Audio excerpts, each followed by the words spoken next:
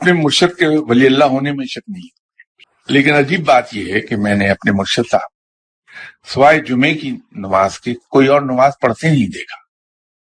اپنے مرشد صاحب کو دو چیزوں میں بہت میں نے پرٹیکولر پایا، ایک جمعے کی نماز اور دوسرا روزہ۔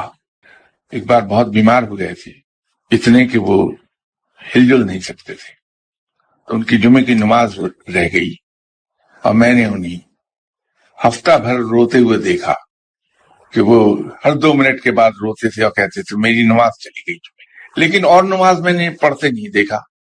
لیکن ایک دن مجھے یہ حیرت ہوئی، میں اسلام آباد ایک منسٹری میں ہماری کانفرنس تھی، وہاں سے آ رہا تھا واپس، تو مرشد صاحب ساتھ بیٹھے تھے۔ میں راستے میں ایک شہر میں دوست تھے میرے، ان کی فیکٹری ہے، اس فیکٹری میں رک گیا۔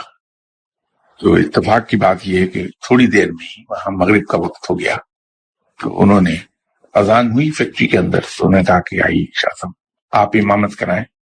چلیے، اگر آپ ایک گناہگار کی ابتدا میں نماز پڑھ سکتے ہیں تو بسم اللہ، آ جائیے پڑھتے ہیں۔ تو وہاں جو ہم پہنچے، نماز جہاں کھڑی ہو رہی تھی، تو انسان نے کہا کہ شاہ صاحب گاڑی میں بیٹھے ہیں، شاہ صاحب کو بھی نماز کے لیے لے آئیے۔ تو گئے اور واپس آ گئے۔ کیا ہوا؟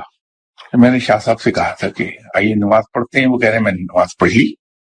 تو انہوں نے کہا کہ ابھی تو اذان ہوئی ہے، نماز شاہ صاحب نے کیسے پڑھ لی؟ معلوم نہیں ہوئی، اگر انہوں نے کہا ہے تو پڑھ لی ہوگی، کیونکہ جھوٹ تو وہ بولتے نہیں کبھی۔ اب یہ بات آج تک میں نہیں سمجھ سکا کہ شاہ صاحب سے تو یہ توقع نہیں کہ نماز نہ پڑھی ہو اور وہ کہتے ہیں کہ میں نے نماز پڑھی، کیونکہ میں نے جھوٹ بولتے نہیں دیکھا تھا۔ تو وہ جو جواب انہوں نے دیا کہ میں پڑھ چکا، یہ عقدہ آج تک حل نہیں ہوا مجھ سے۔